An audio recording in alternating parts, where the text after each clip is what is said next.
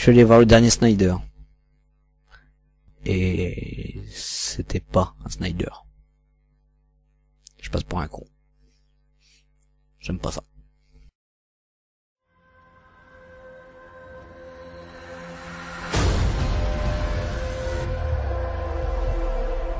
L'extase de la lame et de la chair. Des muscles en sueur et de la fureur. La guerre.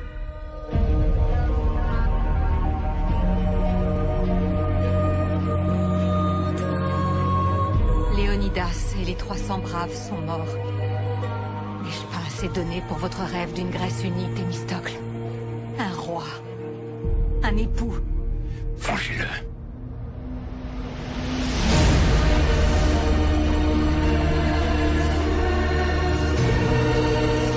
Seuls les dieux peuvent vaincre les Grecs. Toi, tu seras un dieu roi.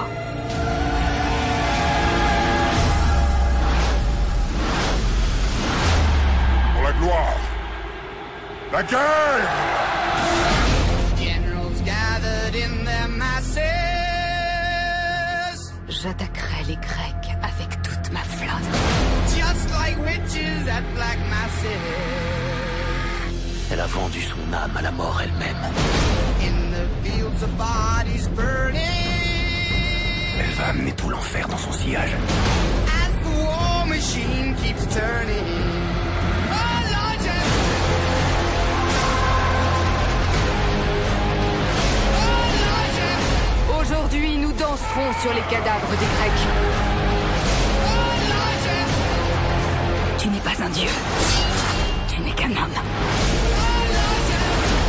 Saisissez votre gloire.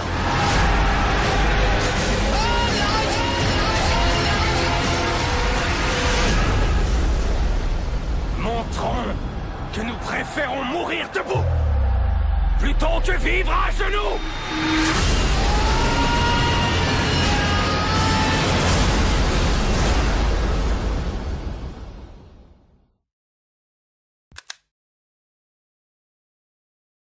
Alors, ouais, le souci avec 300, la naissance d'un empire, vous avez vu, je me suis préparé, j'ai à nouveau l'affiche, et en plus j'ai mieux éclairé, waouh, magie. Alors, le souci avec 300, la naissance d'un empire, c'est que moi je suis venu en pensant que ça allait être du Snyder, que ça allait être produit, réalisé par Zack Snyder, et ce n'est pas le cas, c'est réalisé par un certain type qui s'appelle Noam Morrow, ou Noam Morrow, Muro, ou quelque chose comme ça.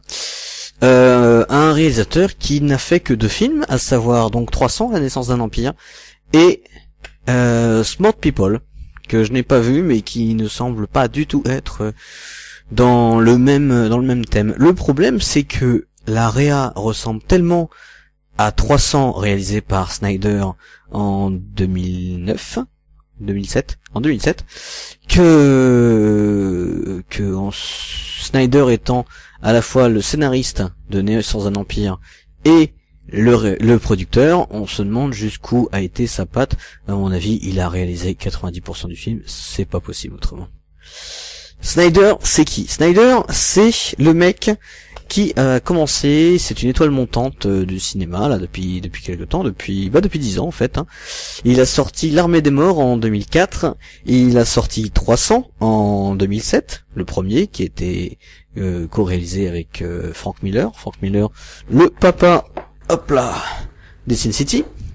Il a aussi fait Les Watchmen, qui était un film, tiens j'ai aussi la BD mais j'ai pas commencé à la chercher, qui parlait de super-héros, que j'ai adoré d'ailleurs. Il a fait, qu'est-ce qu'il a fait d'autre? J'ai encore mes notes. Ah oui, il a fait La Légende de Ga'Hoole, qui était un film d'animation mettant en scène des chouettes et des hiboux, vraiment bien foutu. Sucker Punch, le premier dans lequel il a été scénariste, et qui brillait par l'image et pas par son scénario. D'ailleurs, je crois qu'il y avait la fille qui jouait dans Les Orphelins Baudelaire dedans. Et Man of Steel, qui est pour moi l'un des pires Superman réalisés, et je vous expliquerai pourquoi. J'en ai déjà parlé dans la vidéo précédente à propos de Danny Boone. Oui, la vidéo de Danny Boone, je savais tellement pas quoi dire que j'ai réussi à caser Superman dedans. c'est dire. Alors, Zack Snyder, c'est un homme qui aime beaucoup faire des plans où il va magnifier les corps, le corps humain, les capacités, les athlètes. On va avoir beaucoup de plans, de gros plans sur des actions, beaucoup de ralentis. On va avoir, je sais pas moi, imaginons qu'il filme un forgeron, et ben un forgeron filmé par Zack Snyder serait avec des ralentis, le marteau qui tape, des étincelles et puis le bon gros muscle qui bouge. Ce serait ce genre de cinéma. Je fais peut-être des comparaisons un peu rapides, hein, parce que je ne suis pas Snyder. J'aimerais être Snyder parce que ce mec a un certain talent et du pognon. Un forgeron fait par Michael Bay, il taperait le marteau sur l'enclume, ça exploserait, hein. Et puis la caméra, elle ferait ça tout le temps. Mais voilà, donc on va avoir beaucoup de lumières qui vont frapper un peu en, j'allais dire clair-obscur, mais en clair et moins clair, puisque les blancs vont être cramés, et l'utilisation d'un filtre jaune qui ressemble un peu à ce que fait Jeunet sur certains moments. La couleur aussi, on a une très belle gamme de couleurs. D'ailleurs, dans 300, on a eu un plan assez beau, et il vient de me revenir, où les corps tombent dans l'eau et le sang teinte l'eau, mais l'eau est quand même verte, transparente. Ça donne une gamme très belle. Et donc voilà un peu ce que je pouvais dire sur Zack Snyder. Je m'attendais à voir du Zack Snyder. J'ai eu du Zack Snyder, mais ce n'est pas Zack Snyder. Ah ouais. Je vais revenir un peu sur ce que j'ai dit par rapport à Sucker Punch. Le scénario ne brillait pas par son intelligence. Ce n'est pas moi qui le dis, hein. Tout le monde, toute la critique était unanime là-dessus. Il ne m'a pas laissé un souvenir très cuisant. Snyder est très bon pour faire du grand spectacle.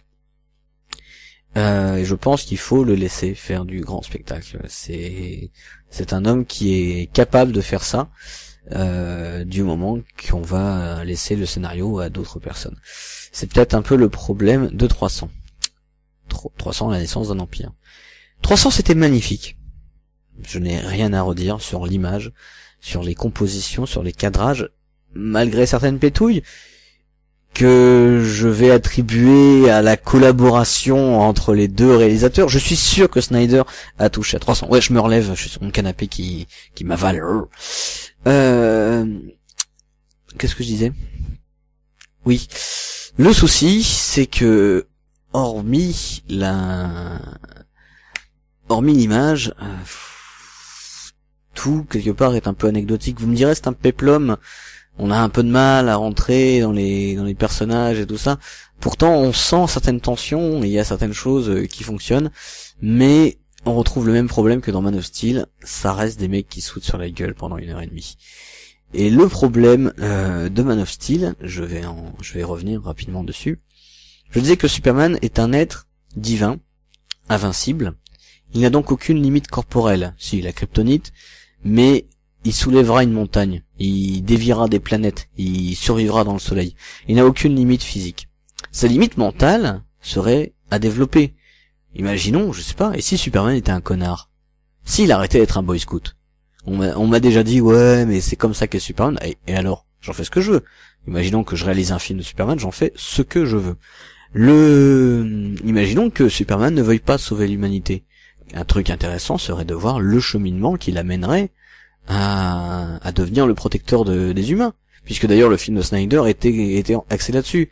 Est-ce qu'il était kryptonien ou est-ce qu'il était humain finalement?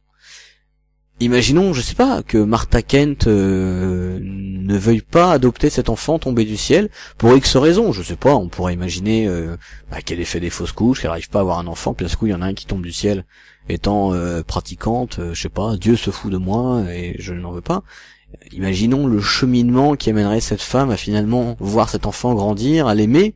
Le lien n'en serait que plus fort. Le problème dans le film Man of Steel, c'est que les parents étaient là pour être ses parents qu'il aime. Superman était lisse. Il n'avait qu'une direction d'esprit. Il était censé avoir un conflit intérieur. On n'en a même pas entendu parler. Ils étaient axés sur ce qu'ils devaient faire. À un moment donné, il va se rendre aux autorités. Je sais pas, ça aurait pu mal se passer. Un être surhumain qui peut nous tuer en un claquement de doigts, il aurait pu avoir de la casse. Ça aurait pu être des choses importantes à développer.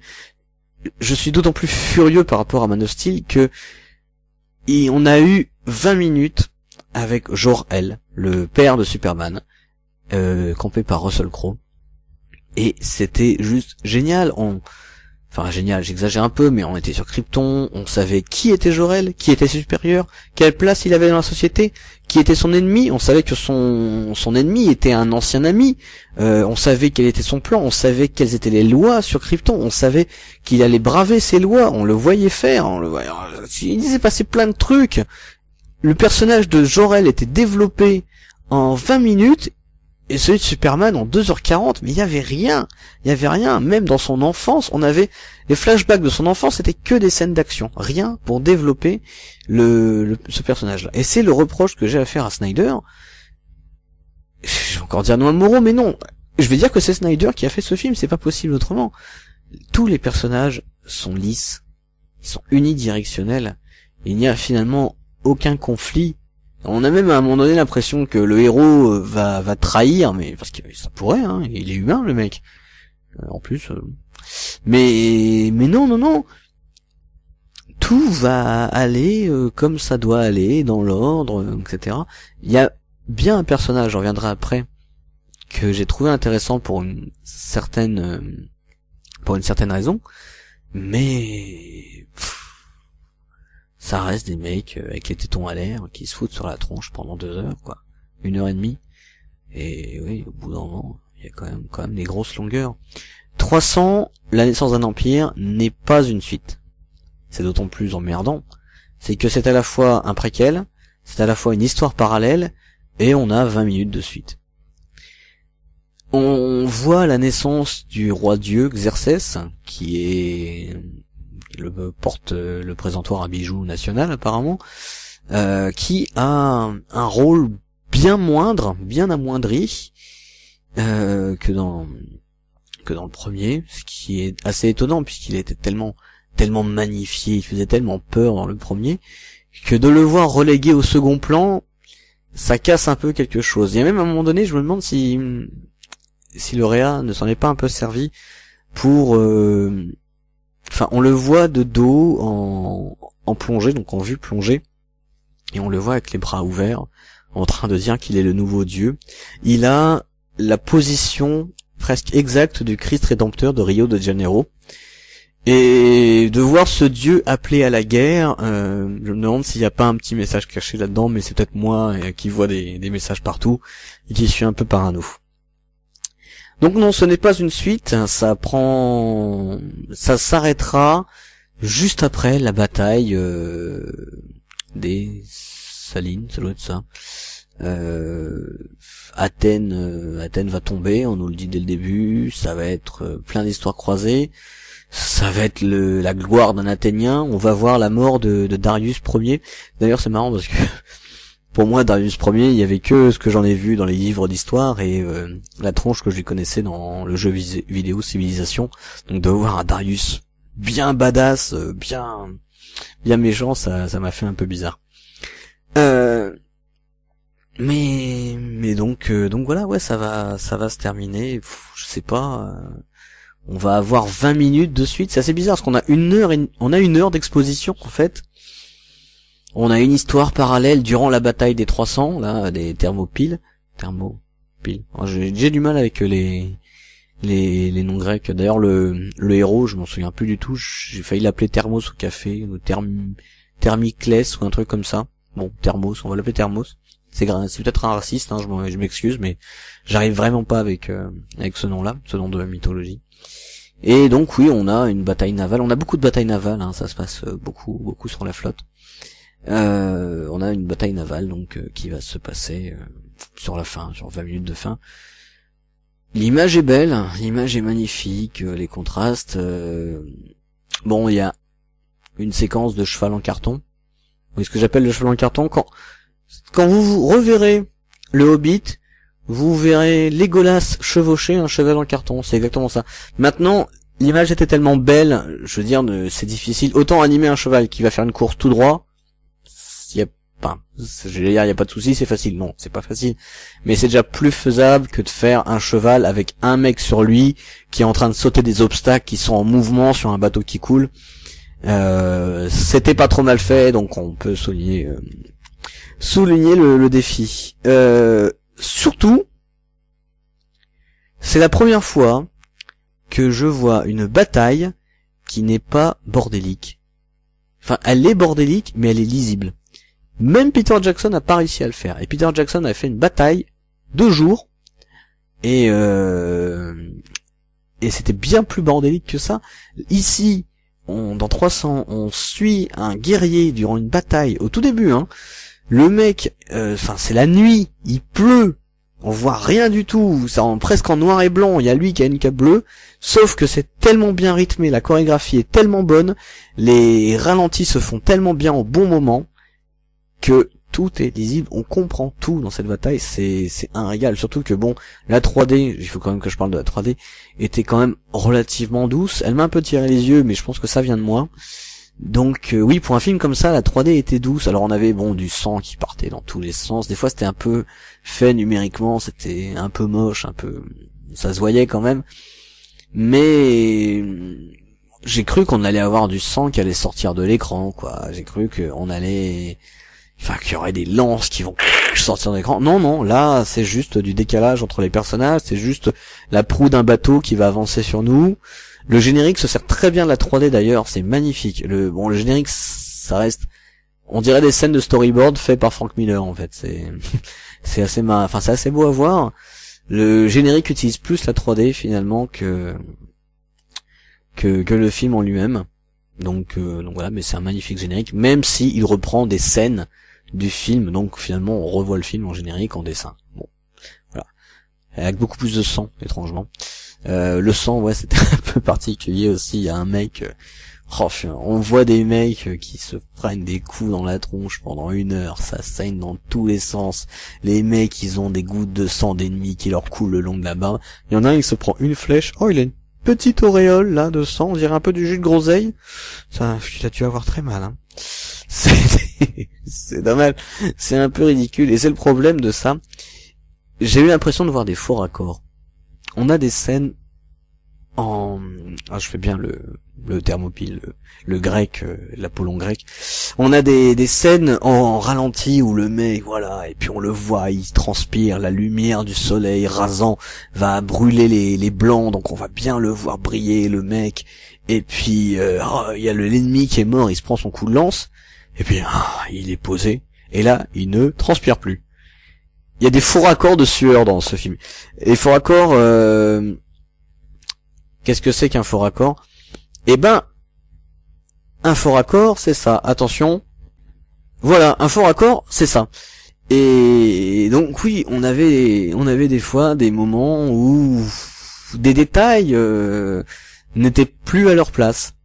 C'est des petites erreurs que j'attribue encore, je pense, à la collaboration, au travail qui a été fait entre les réas, puisque je le répète, je suis persuadé qu'il n'y a pas eu qu'un seul réalisateur pour ce film.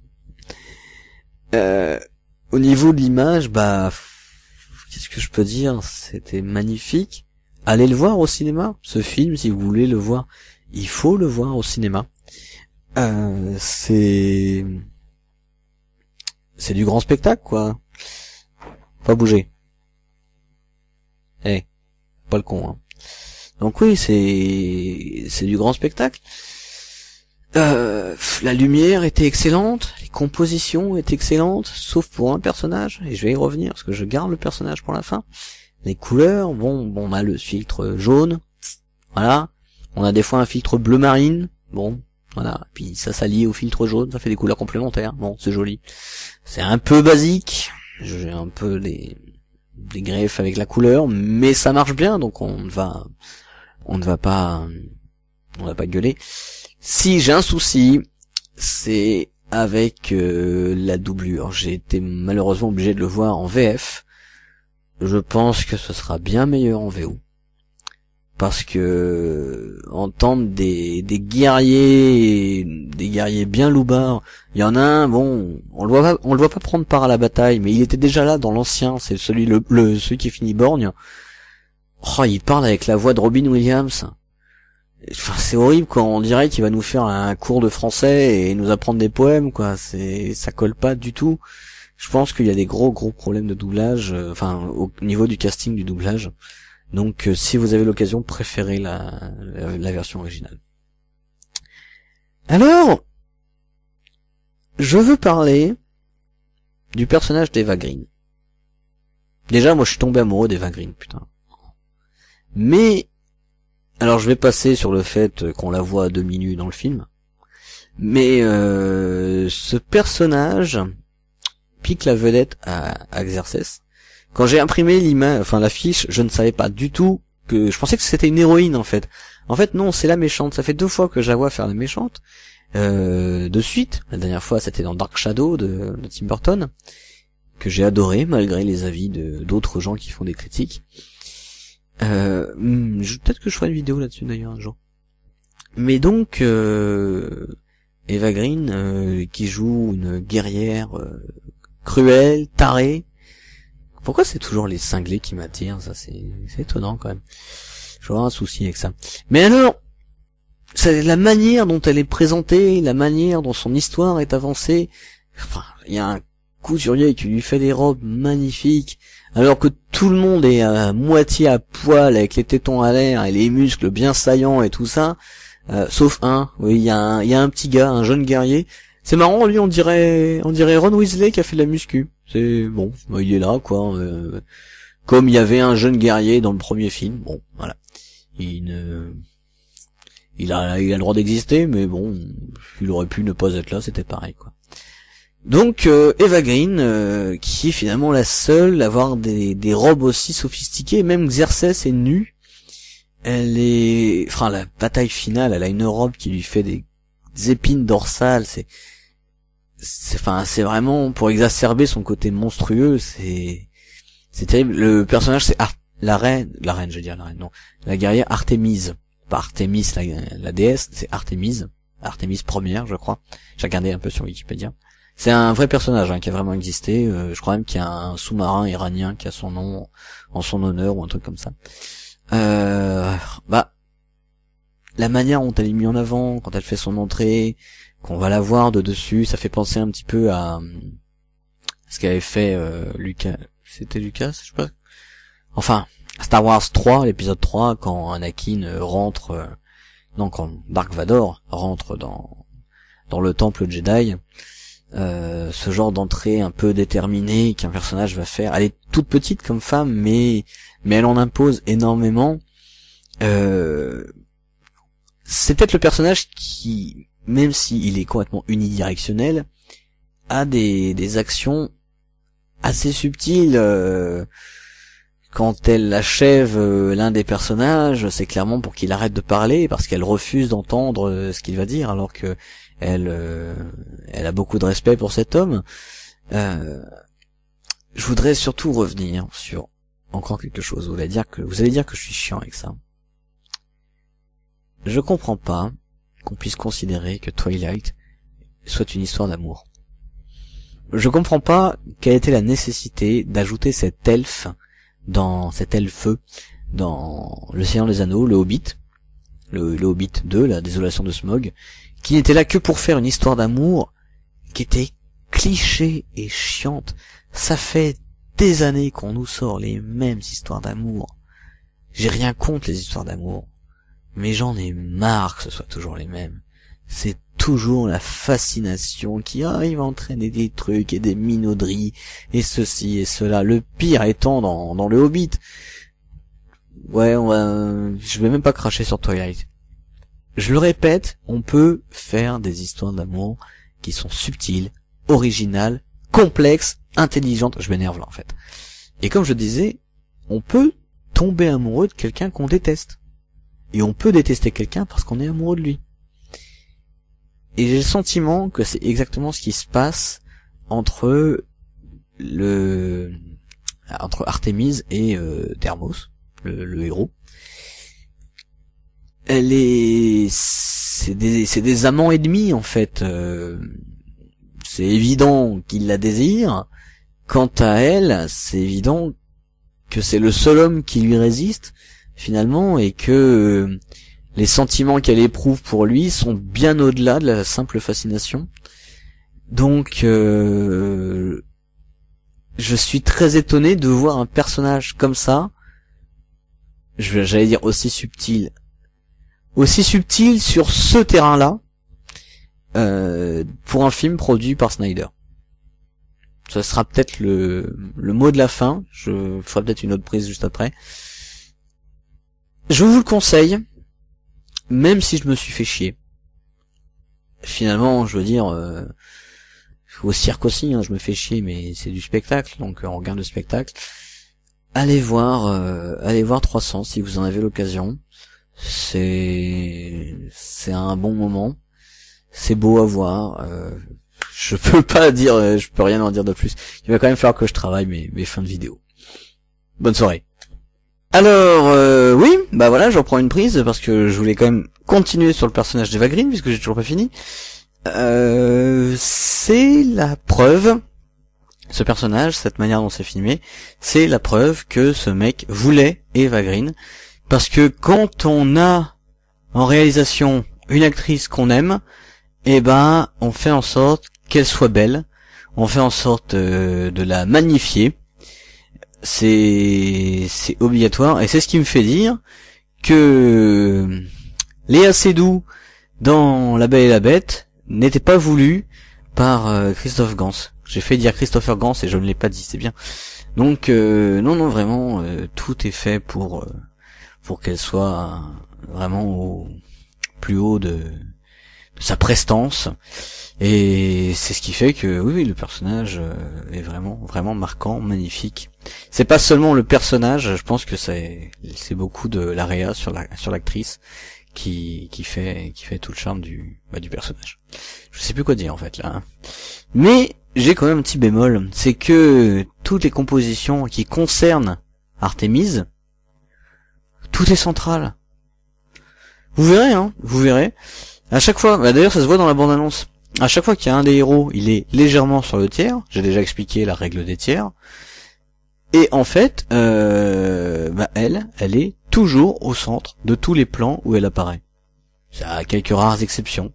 Alors des fois ça se justifie, par exemple quand elle fait exploser un bateau et qu'elle se retourne, etc. d'un air nonchalant du style j'ai fait péter un bateau entier mais j'en ai rien à foutre. Là oui d'accord, elle est encadrée par des gens et tout ça, là ouais c'est central, je suis d'accord. Mais tout le reste, elle est toujours en plein milieu de l'écran, elle coupe l'écran en deux. Ça rend le personnage lisse en fait, hein, ça lui donne ça rend toute l'image bancale.